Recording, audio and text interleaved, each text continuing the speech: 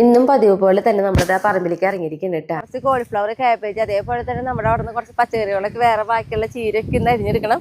അപ്പം നോക്കി നമ്മുടെ കോളിഫ്ലവറൊക്കെ നമ്മളേ നല്ല വലിപ്പമുള്ള കോളിഫ്ലവർ ആണ് കേട്ടോ. നമ്മളെ വെയിൽ നമ്മളവിടെ പറ്റില്ല, അപ്പം അതുകൊണ്ടാണ് നമ്മൾ മൂടി വെച്ച് നോക്കുന്നത് ഇങ്ങനെ കെട്ടിയിട്ട്.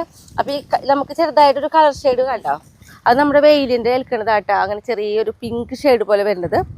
അപ്പോൾ 2 കോളിഫ്ലവറും അതേപോലെ 2 കാബേജും കുറച്ച് ചീരയും കൊള്ളിയും ഒക്കെ ഒന്ന് പറിക്കണം എന്ന് വെച്ചിട്ടുണ്ട്. പറിക്കലും അരിയലും അത് ഞാൻ കാബേജായിട്ട് മുറിക്കണം. ഇതാ നമ്മൾ 2 കാബേജ് അരിഞ്ഞെടുത്തു.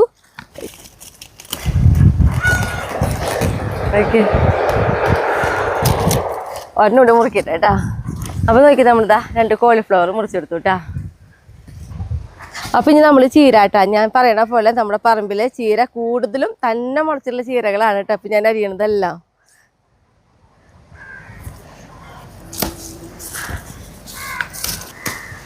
അപ്പോൾ നോക്കിയേ, നമ്മൾ ഇത്രയും ചീരയായിട്ട് അരിഞ്ഞെടുത്തത്. ഇനി നമുക്ക് വഴുതനങ്ങ പൊട്ടിക്കാം കേട്ടാ.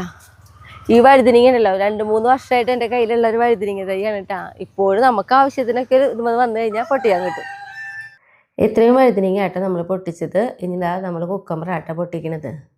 അപ്പോൾ നോക്കിയേ കണ്ടോ, കുക്കമ്പർ കാണാൻ തന്നെ പറ്റി. നോക്കിയേ, ഇനി നമുക്ക് കൊള്ളി പറിക്കാനുണ്ട്. അപ്പോൾ നമുക്കത് പറിക്കാൻ വേണ്ടി പോവാട്ടാ. അപ്പോൾ നമ്മുടെ ഈ കൊള്ളിയായിട്ട് നമ്മൾ പറിക്കണേ.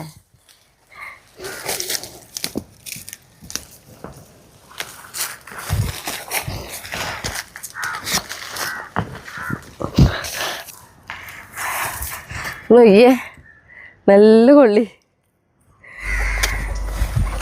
അപ്പോൾ നോക്കിയേ, നമ്മളിന്ന് ഇത്രയും പച്ചക്കറികളാണ് പൊട്ടിച്ചെടുത്തത്.